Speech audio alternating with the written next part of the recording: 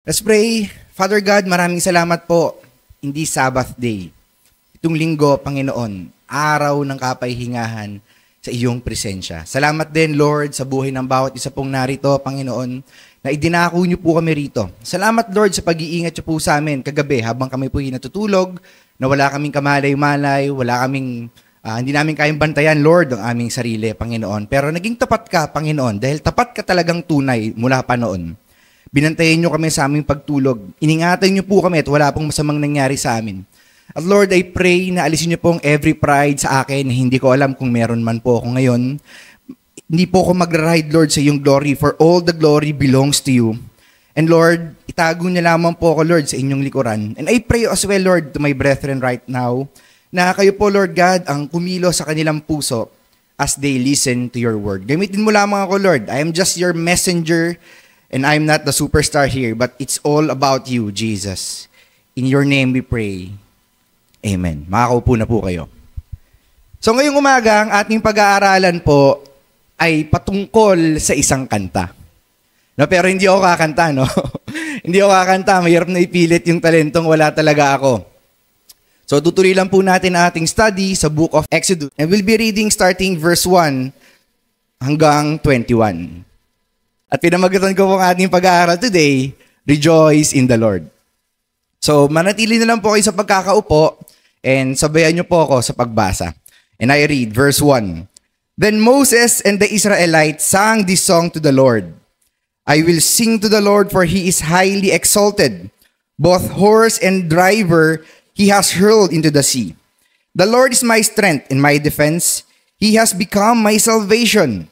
He is my God, and I will praise him. My father's God, and I will exalt him. The Lord is a warrior. The Lord is his name. Pharaoh's chariots and his army he has hurled into the sea. The best of Pharaoh's officers are drowned in the Red Sea. The deep waters have covered them. They sank to the depths like a stone. Your right hand, Lord, was majestic in power. Your right hand, Lord, shattered the enemy. In the greatness of your majesty, you threw down those who opposed you. You unleashed your burning anger. It consumed them like stubble. By the blast of your nostrils, the water piled up. The surging water stood up like a wall. The deep waters congealed in the heart of the sea. The enemy boasted, I will pursue. I will overtake them. I will divide the spoils. I will gorge myself on them. I will draw my sword, and my hand will destroy them. Sang verse na po ako? Verse 10. But you blew with your breath, and the sea covered them. They sank like lead in the mighty waters. Who among the gods is like you, Lord? Who is like you, majestic in holiness, awesome in glory, working wonders? You stretch out your right hand, and the earth swallows your enemies. In your unfailing love, you will lead the people you have redeemed. In your strength, you will guide them to your holy dwelling. The nations will hear and tremble. Anguish will grip the people of Philistia. The chiefs of Edom will be terrified. The leaders of Moab will be seized with trembling. The people of Canaan will melt away. Terror and dread will fall on them. By the power of your arm, they will be as still as a stone. Until your people pass by, Lord. Until your people pass by. You will bring them in and plant them on the mountain of your inheritance, the place, Lord, you made your dwelling, the sanctuary, Lord, your hands established. The Lord reigns forever and ever. When Pharaoh's horses and chariots and horsemen went into the sea, the Lord brought the waters of the sea back over them. But the Israelites walked through the sea on dry ground. Verse 20, Then Miriam the prophet, Aaron's sister, took a timbrel in her hand, and all the women followed her with timbrels and dancing. Verse 21, Miriam sang to them, Sing to the Lord, for he is highly exalted. Both horse and driver he has hurled into the sea. So maiksi lang po ang ating pag-aaral today, at ating pag-aaralan ay patungkol dito sa kantang ito. So let me share with you tatlong katotohanan, tatlong bagay patungkol dito po sa kanta na ating binasa. So unang-una, Rejoice in the Lord, for He is our salvation. Malinaw po na nakita natin sa verse 2. Sinabi po ni Moses nung sinulat niya ito that the Lord is our salvation. And in verses 1 to 10, makikita natin dito yung saving power ng Lord. At hindi lang po yung kanyang saving power, yung pagiging tapat niya rin. Kasi kung babalikan natin way back, Genesis 50 pa lang, no, sinabi na ni Joseph sa kanyang mga kapatid na darating sa point na aalisin sila ng Diyos sa Egypt. And pagdating sa chapter 3 ng Exodus, sinabi ng Diyos mismo through the burning bush kay Moses, yung pangako niya sa kanyang mga ancestors, that God will bring them out of Egypt and God will bring them to a land filled with milk and honey. Eto, listen to me carefully. Makikita rin po natin dito, specifically sa verse 3, that Moses penned and described our Lord as a mighty warrior. Our Lord is a warrior in a way that number one, He hurled Pharaoh o hinagis niya si Pharaoh at ang kanyang army sa sea. At hindi lang po basta hinagis, no? He sunk them and drowned them in the sea. Verse 4 and 5, dun po natin siya mababasa. The Lord is a warrior in a way as well, dahil ginamit po ni Moses dito na description, is yung right hand niya is majestic in power, for it shatters the enemy. So listen to me carefully. Hindi po literal na right hand talaga ng Diyos ang ginamit niya para puksain si Pharaoh at saka yung mga pursuers ng mga Israelita. No, ang tawag po dito sa theology ay anthropomorphism. It is just a human figure of speech para mas maintindihan po ng mga tao, ng mga readers ni Moses kung ano yung gusto niyang iparating. And the very reason bakit ginamit ni Moses yung term na right hand, kasi po sa Jewish tradition, sa Jewish culture, may symbolism po ang right hand. It symbolizes strength, power, authority, and might. So gusto pong iparating ni Moses sa mga readers niya, nung sinulat niya po ito, itong Book of Exodus, na because of God's might, power, authority, ginapi niya si Pharaoh. At hindi po ang mga Israelita ang gumapi, no, kay Pharaoh. Ito po ang kanilang Diyos. Makita rin po natin dito that the Lord is a warrior in a way that He brings down those who oppose Him and consume them by His anger. Verse 7, and the Lord is a warrior in a way that He brings down the proud. Verses 9 to 11. Now, listen to me. Makita po natin dito yung sinasabi sa scripture that God opposes the proud. At literal na makita natin how God opposed Pharaoh. Nasimula pa lang first plague, makikita na natin dito yung pride ni Pharaoh na ayaw niya magpakumbaba dito sa Diyos. Hanggang sa last plague na patayin ng Diyos ang kanyang firstborn. Hanggang sa umalis ang mga Israelita, quote-unquote, palayasin ng mga Egyptian sa Egypt. At habulin niya ito. Hindi talaga siya nagpakumbaba. Sabi po ng mga rabbi, ng mga Jewish, the very reason bakit hindi talaga nagpapakumbaba si Pharaoh is because ayaw tanggapin ni Pharaoh na si dinami-dami ng Diyos-Diyosan ng mga Egyptian, walang ni isa nag-respond sa kanila nung ibagsak ng Diyos yung kanyang plague. Hindi niya matanggap yon. At hindi niya rin matanggap na mas makapangyarihan sa kanya ang Diyos ng mga Israelita. Because based sa ating pag-aaral ng mga nakaraang linggo, ng mga nakaraang buwan, the Egyptians view Pharaoh as God. Kaya hindi niya matanggap yun eh. Na itong Diyos ng aming mga alipin, mas makapangyarihan sa akin, mas makapangyarihan sa Diyos ko. That's why God killed him and his whole army nung hinabol nila yung mga Israelita. Now question, who can oppose God? Who can rival our God? May papantay ba sa Kanya? May hihigit ba sa Kanya? The answer is no. Why? For He is God, and there is only one God. Hebrews 10, verse 31, it says, it's a dreadful thing or it's a fearful thing to fall into the hands of the living God. Why is it fearful? Because our God is holy. Banal po ang Diyos. And our God is just. Lalo pong fearful sa mga taong walang tunay na relasyon sa Diyos, at walang paggalang at pagkilala sa Diyos. It doesn't matter kung nasa loob tayo ng bahay-sambahan, no? But what I'm saying is that it's a dreadful thing sa mga taong claiming to be Christians and even sa mga taong hindi talaga Kristiyano. Sabihin ko lang ho sa inyo, iba ho yung kilala natin ng Diyos sa kilala tayo ng Diyos. Iba rin ho yung kilala natin ng Diyos sa meron tayong relasyon sa Diyos. And hindi po lahat ng tao ay anak ng Diyos. No? Sapagkat yung relasyon po ng tao at ang Diyos naputol nang pumasok ang kasalanan. So nakita natin dito na nakakatakot, lalo kung wala tayong relasyon sa Diyos.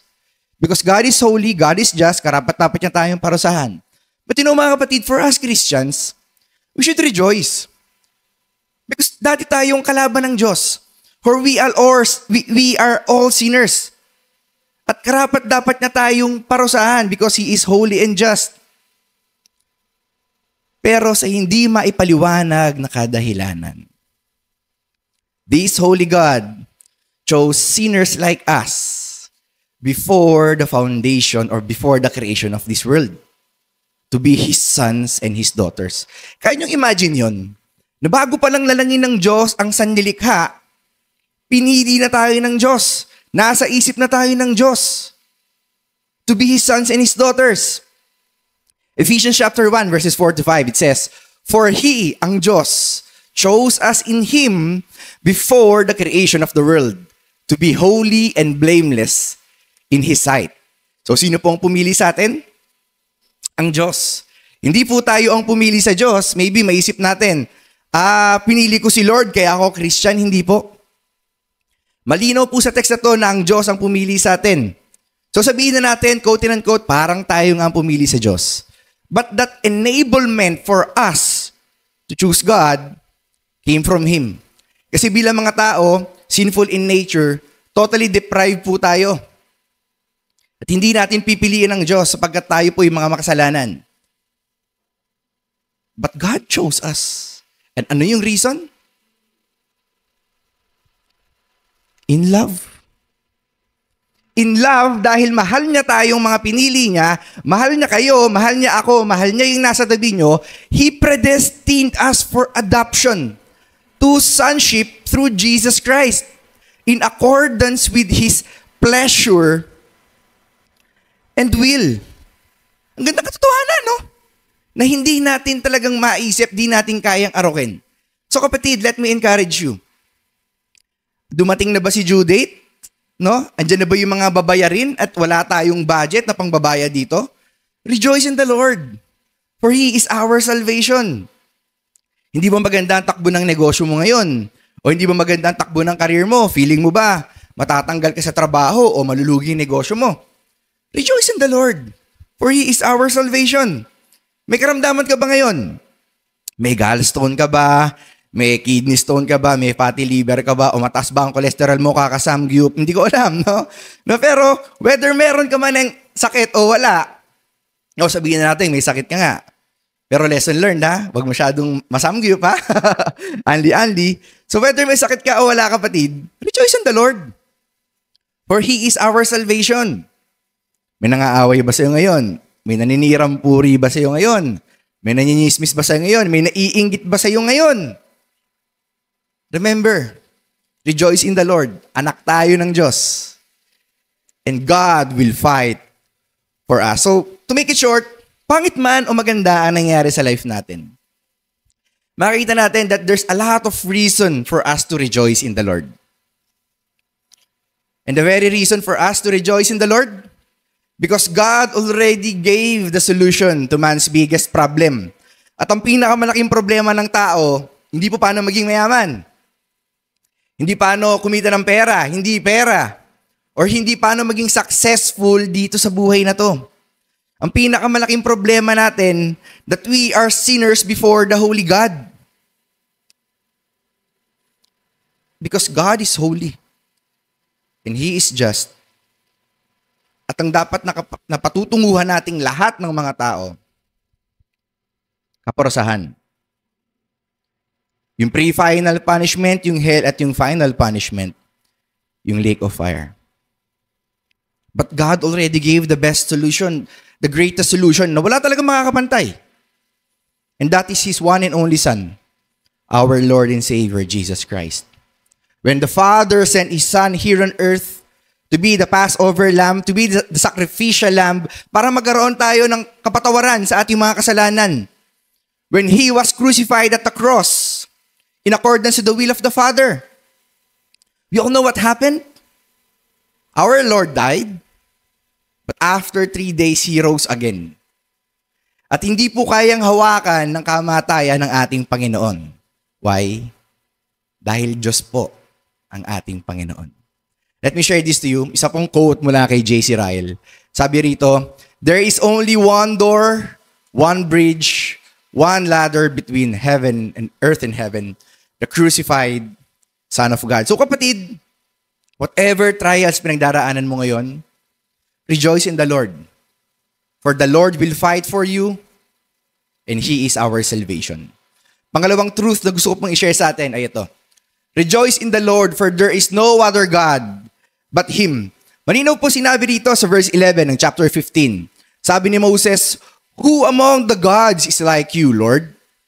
Who is like you? Majestic in holiness, awesome in glory, working wonders. Na kung sasagutin natin itong tanong na to, anong sagot natin dito? Wala. Wala tayong maihalin tulad sa ating Diyos. Kasi natutunan po natin, nung binag-aralan po natin ng mga past chapters dito sa Book of Exodus, na walang nagawa yung mga false gods ng mga Egyptians nung binuhusan ng Diyos yung kanyang plague. Scholars believe na itong mga Egyptians ay kanya-kanyang tawag na kung kani-kaninong Diyos, pero walang nagre-respond. Because all of them are just false gods. All of them are just demonic beings. Wala silang nagawa sa tunay na Diyos. So malinaw din po na napag-aralan natin that these demons and nature submit and bow to the authority of the Lord. Kwentuhan ko lang ho kayo.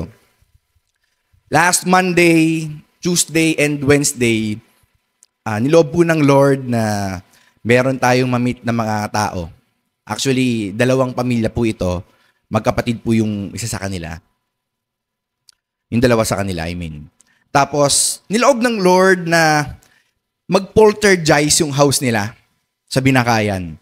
Tapos, may tumawag sa akin kapatiran, sabi, Jim, ganito nangyari, ganito, ganyan. May nagsaksak daw ng plancha doon sa loob ng bahay nila. 2 lang silang tao doon, nasa labas pa sila. Kaya laking gulat nila, yung plancha ay naka-on. Tapos, laking gulat din nila, dahil yung plancha ay nasa loob naman ng cabinet at wala doon sa kama. Pero, pagpasok nila, nakasaksak na. At wala pong ibang pasukan doon sa bahay nila. Kundi sa main door lang. Isa lang yung pinto nila. Tapos, to make it short, ginamit tayo ng Lord para ma-share ang gospel sa kanila, para mapalayas yung mga evil spirit sa bahay nila, and even paalisin yung tanim na evil spirit dun sa anak nilang 2 years old. So to make it short, sino ba naman kami? Tao lang kami para gamitin ng Diyos. Pero when we say in the name of Jesus, umalis ka dyan, itong mga demon spirits na ito, umaalis talaga. And yung pinakamatindi, nung kasal ni Epoy, after na kasal ni Epoy, hindi na kami nakapunta ng reception.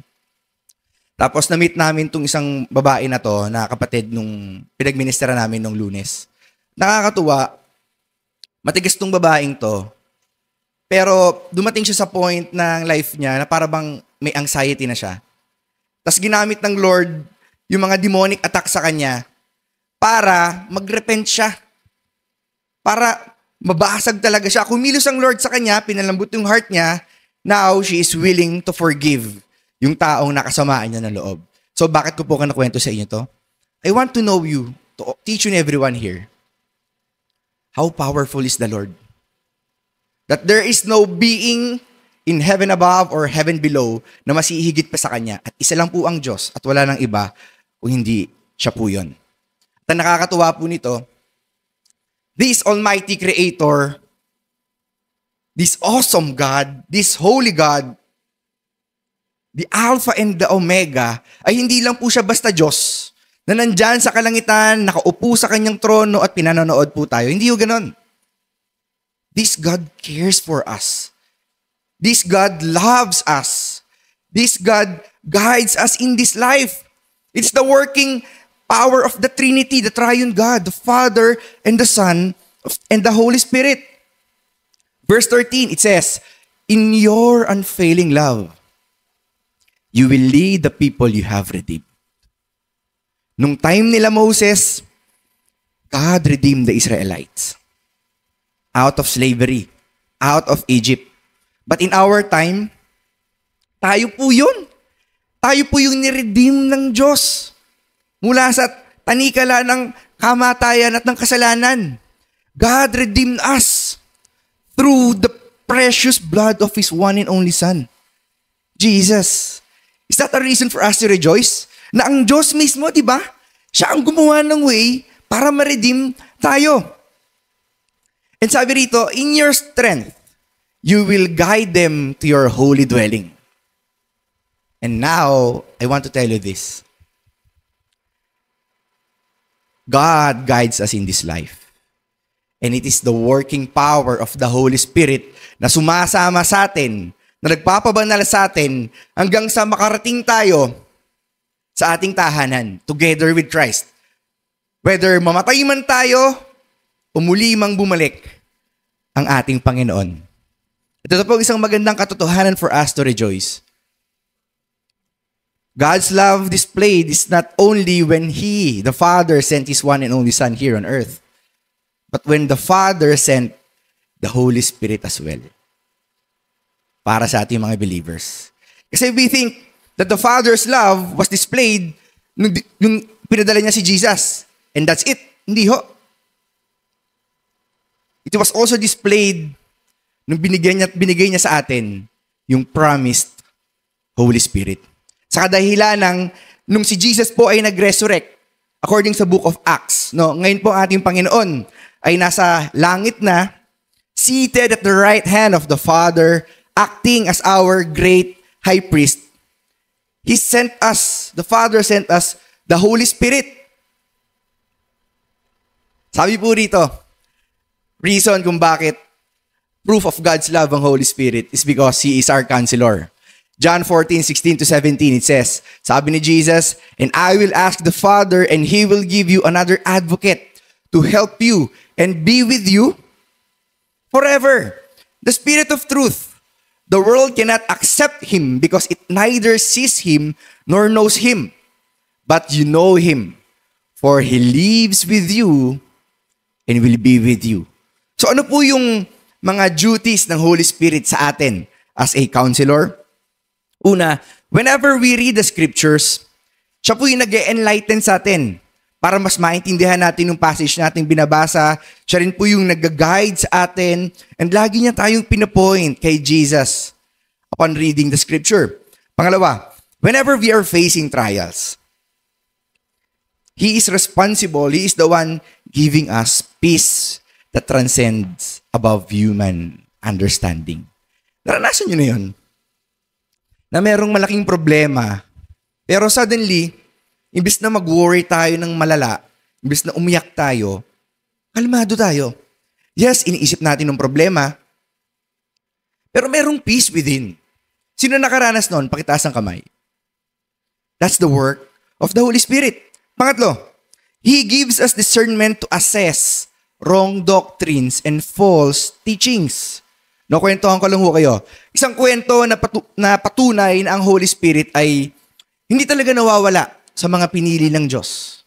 Whether dumaan man sila sa season ng life na nanlalamig, o dumaan man sa season ng life na para bang, quote and unquote, nag-backslide. Ito po ay kwento ko. No, year 2010, hindi ko ito makakalimutan. No, yung mga panahong namumuhay ako sa kasalanan, nag-e-enjoy ako sa kasalanan, nagbakasyon kami ng parents ko sa Lucena. Suddenly, na-meet po namin ang isang pastor doon at laking gulat namin, siya pala yung may-ari ng resort. Tapos, habang nag-uusap kami, Bigla ba namang nagsalita si pastor na, alam nyo, napakasarap talaga maging mayaman. Kasi makakita ka pa lang ng hindi mananampalataya, sasabihin agad, uy, si pastor, pinagpapala ng Diyos, anointed, magki-Christian na rin ako.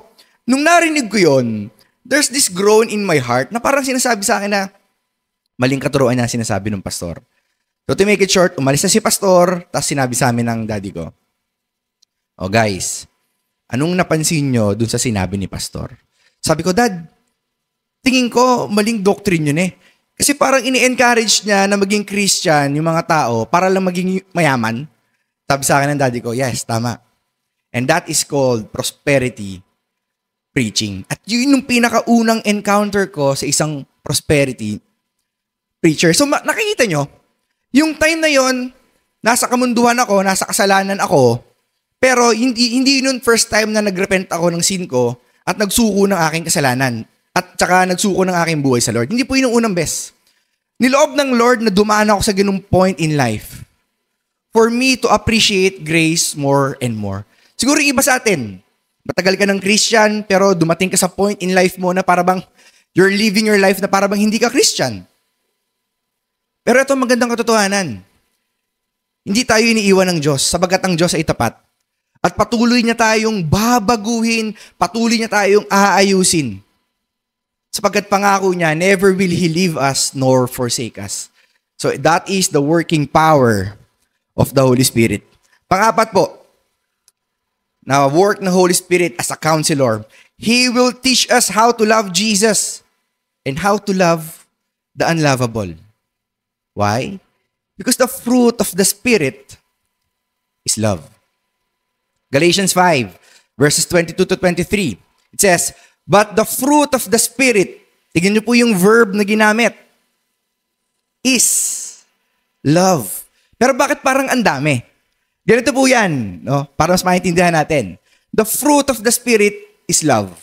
Love brings joy, peace, forbearance, kindness, goodness, faithfulness, gentleness, and self-control. So kung bakit nagagawa nating mahalin yung ating kapitbahay na maingay, yung kapitbahay natin na naiinggit sa atin, no? Yung taong na kiniinisan natin sa office, o kung sino mang tao yan. Bakit nagagawa nating mahalin itong mga to?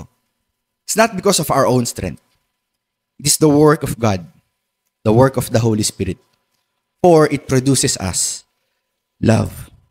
At pangalawang proof that the Holy Spirit ay ebidensya ng pagmamahal ng Diyos sa atin is this. He is the seal of God's ownership to us. Ephesians chapter 1, verses 13 to 14.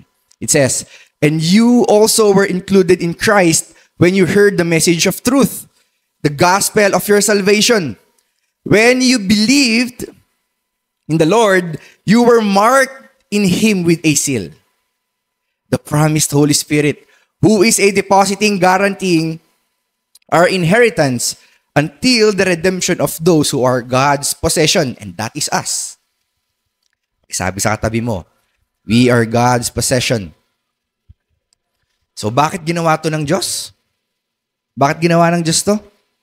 Bakit nilagyan niya tayo ng Holy Spirit?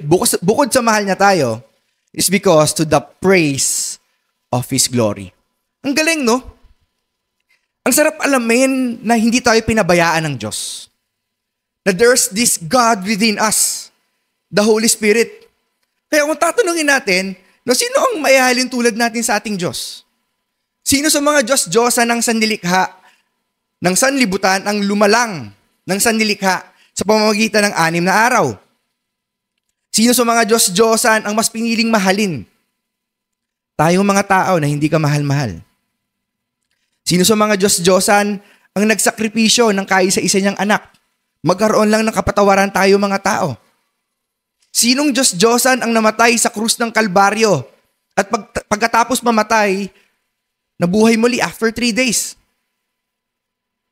Sino sa mga Diyos-Diyosan ang mas pinili niyang mahalin? No, yung mga, quote-unquote, pinili niyang mga makasalanan at ituring niyang mga anak.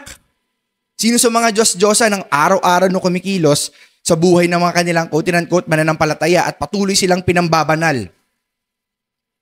May mahalin tulad ba tayo sa ating Diyos? Mula sa mga Diyos-Diyosan? Wala po. Dahil ang Diyos ay isa lamang.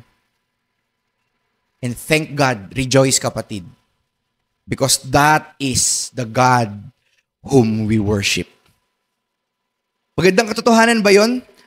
Na ang tunay at nag-iisang Diyos ay yung Diyos na sinasamba natin, yung Diyos na nagmahal sa atin, yung Diyos na pinili tayong patawarin sa ating mga kasalanan.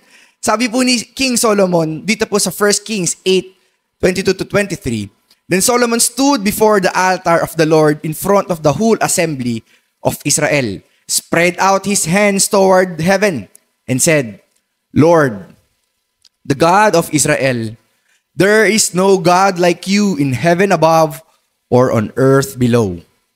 You who keep your covenant of love with your servants who continue wholeheartedly in your way. Kaya totoo lang kapatid, whatever the circumstances na mayroon ka sa buhay mo ngayon, rejoice.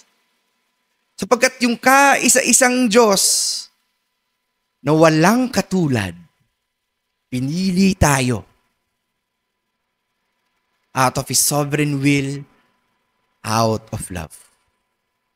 Pangatlo at panghuli, rejoice in the Lord, for He reigns forever. Rino po sa verse 18 ng chapter 15, sinabi ni Moses na the Lord reigns forever.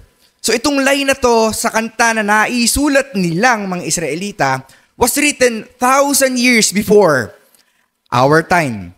Pero grabe yung bold declaration ni Moses, no? That the Lord reigns forever.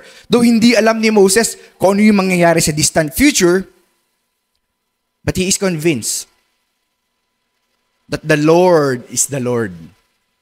That God is God at wala nang iba pang katulad niya. Which is true. Kaya nga sa panahon natin ngayon, di ba?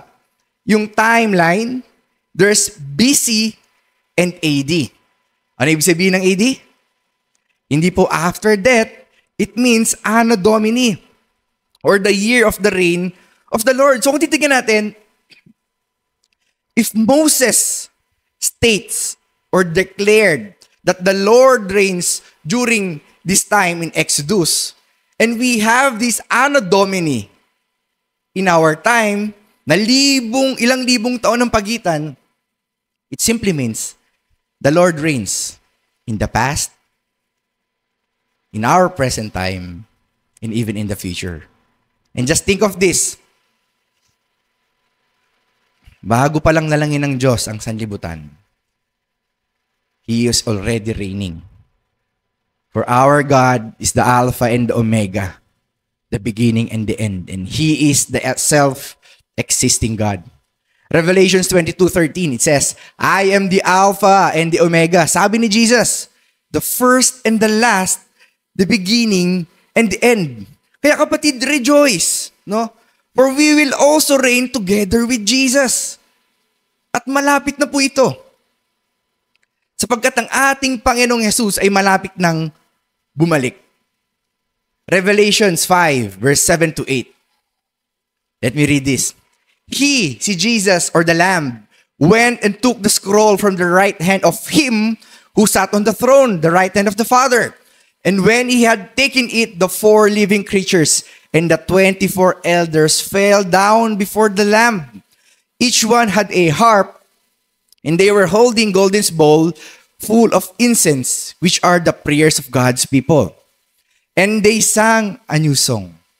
So, kagaya ng mga Israelita, sa pag-aaral natin, kumanta rin sila. At ito po yung nilalaman ng kanilang kanta. You are worthy to take the scroll and to open its seals, because you were slain, and with your blood you purchased for God persons from every tribe and language and people and nation. You have made them to be a kingdom and priests to serve our God. And they will reign on earth. We will reign with Jesus. Sobrang lapit na po. No, bigyan ko lang po kayo ng information. Last April 22, ito po ang isa sa mga pinaka-special na Passover celebration ng mga Hudyo sa Israel. So, sapagkat after nitong Passover na yon, nung April 22, bilang lang ng 1.5 year, ito na yung start ng construction ng Third Temple. And if we are aware sa eschatology, regarding sa pag-rebuild ng Third Temple, dito po lalabas ang Antikristo pag natayo na yung Third Temple. Imbis na mag-offer siya ng lamb, ang i-offer niya ay baboy for abomination.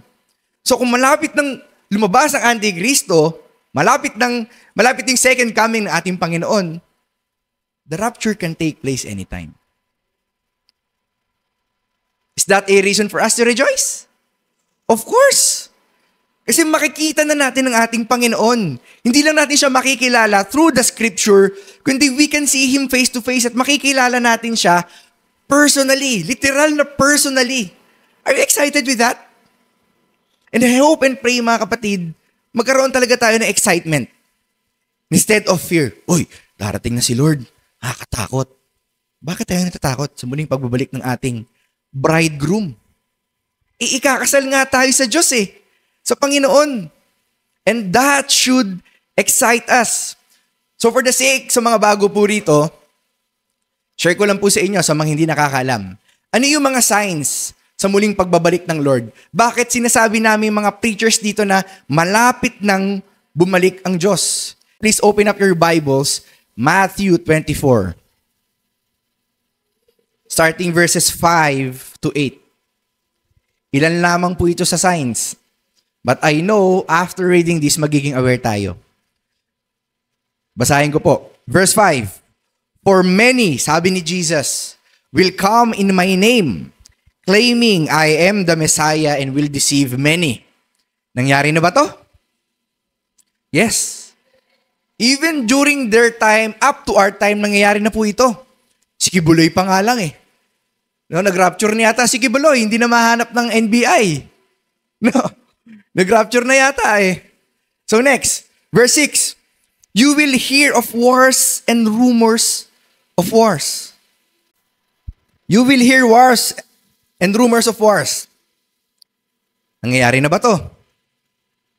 Yung war ng Russia at saka ng Ukraine, yung war ng Israel between yung mga neighbor nilang Arab nations, Islamic nations, and yung possibility ng war between the Philippines and China.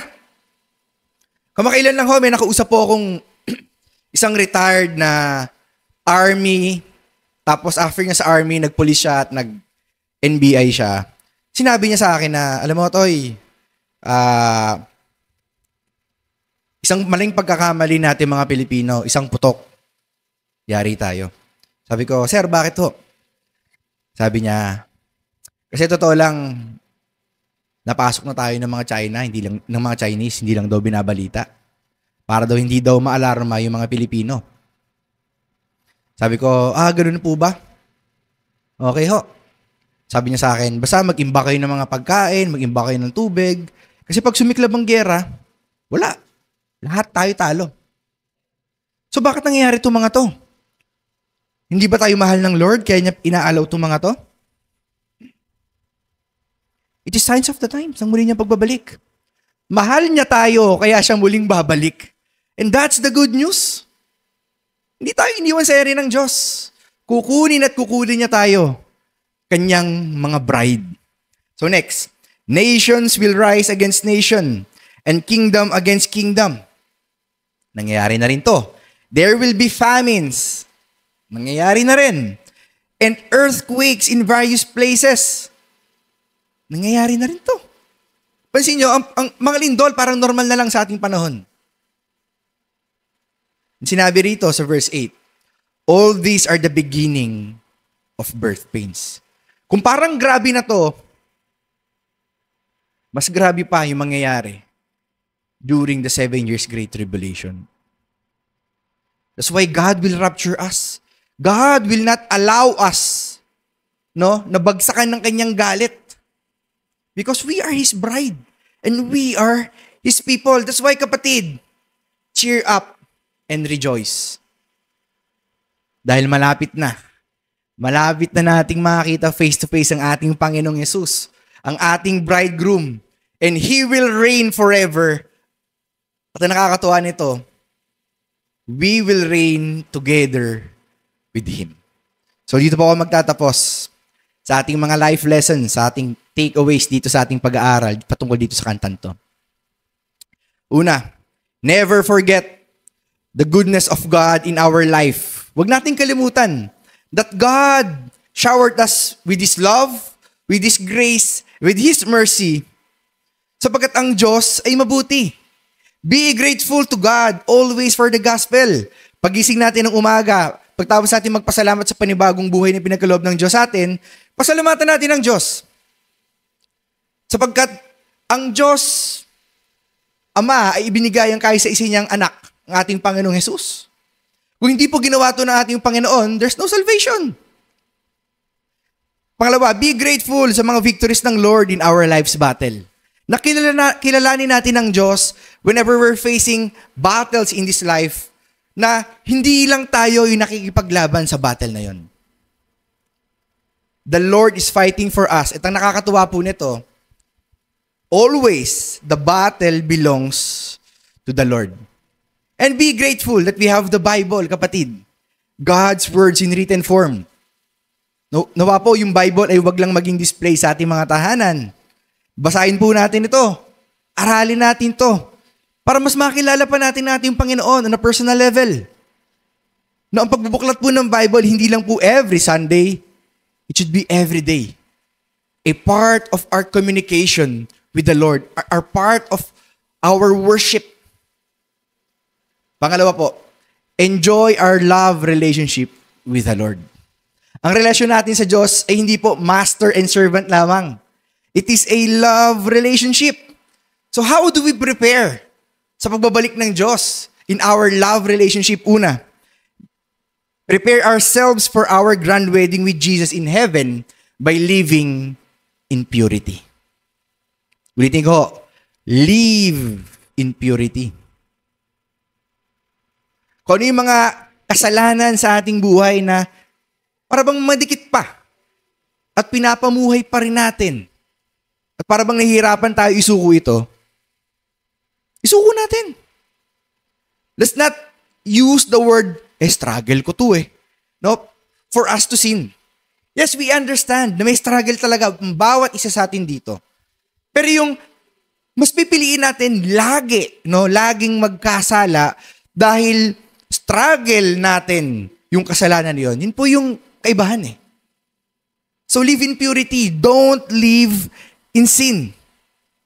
Communicate with our Lord through prayer and the scripture reading. And ask the Holy Spirit na mas ma-inlove po tayo kay Jesus every day. So kapatid, nawa in our everyday life, makita natin na ang reason natin sa pag-rejoice ay walang iba kundi ang Diyos mismo. Our Jesus. He is the reason for our rejoicing. And si Jesus is our song from age to age. Tayo po'y manalangin. Heavenly Father, first of all, salamat for you are a faithful God. For you love us. You care for us. You guide us in this life. Thank you, Father God, for you have sent our Lord Jesus Christ for us to have atonement from our sins. Thank you, Father God, for you have sent the Holy Spirit. Ang Diyos na namumuhay sa amin, ang Diyos na sumasama sa amin pang araw-araw, ang Diyos na nagpapabanal sa amin. Salamat, Lord, hindi mo kami iniwan na kami lang. Thank you, Father God, for this wonderful truth. And thank you, Jesus, for being our Lord. Wala nang mas hihigit pa sa'yo, wala nang mas papantay pa sa'yo. Salamat sa pagmamahal. Salamat po sa pagpili sa amin, even before the creation of this world. Holy Spirit, I ask you and I pray Nanawa, Panginoon, sa mga kapatid ko po ritong dumaraan sa matitinding problema at pagsubok ng buhay. Makita lagi namin, Lord, na Ikaw, O Diyos, ang reason para mag-rejoice kami. And we ask you, Holy Spirit, to move mightily in this place. In Jesus' name we pray. Amen.